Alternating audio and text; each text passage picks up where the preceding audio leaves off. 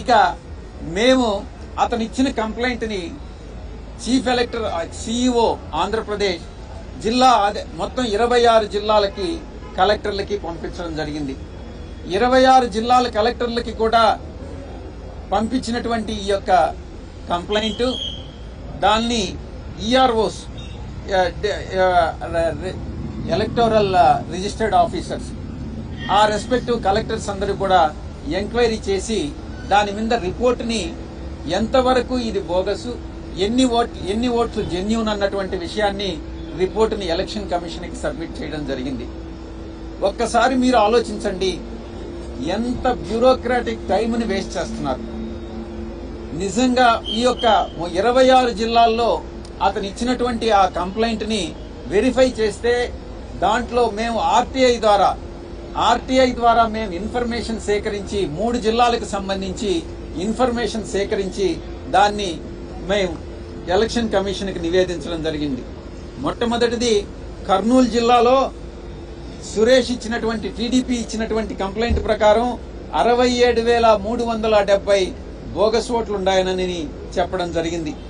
దాంట్లో EROs verify చేసిన తర్వాత నిజంగా దాంట్లో 67,370 ఓట్లకు కాదు 59,054 ఓట్లు జెన్యూన్ ఓట్స్ అన్నటువంటిది తేలింది.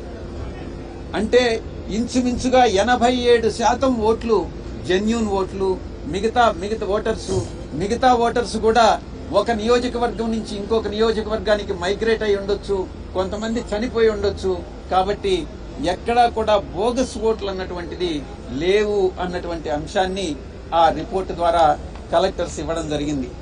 రెండవ జిల్లా అన్నమయ్య జిల్లా సురేష్ ఇచ్చినటువంటి తెలుగుదేశం పార్టీ ఇచ్చినటువంటి కంప్లైంట్ ప్రకారం 40,358 బోగస్ ఓటర్స్ ఉండాలని కంప్లైంట్ ఇవ్వడం జరిగింది.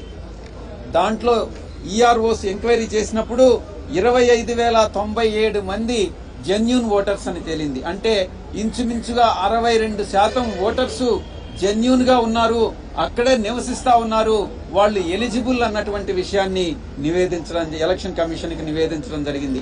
ఇక విశాఖపట్నం జిల్లాలో తెలుగుదేశం పార్టీ ఇచ్చినటువంటి కంప్లైంట్ ప్రకారం 38,872 ఓట్లు బోగస్ ఓటర్స్ అని కంప్లైంట్ ఇచ్చారు. దాంట్లో ఆ 32,000కి సంబంధించి 26,123 ఓట్లు జెన్యూన్ ఓట్లుగా తేల్చారు. అంటే ఇంచుమించుగా 67% ఓట్లు జెన్యూన్ ఓట్లు అన్నటువంటివి తేలింది. మేము ఒక్కటే చెప్పాం, ఆర్టీఐ కింద మేము సేకరించినటువంటి ఇన్ఫర్మేషన్ కరెక్ట్ ఇన్ఫర్మేషన్.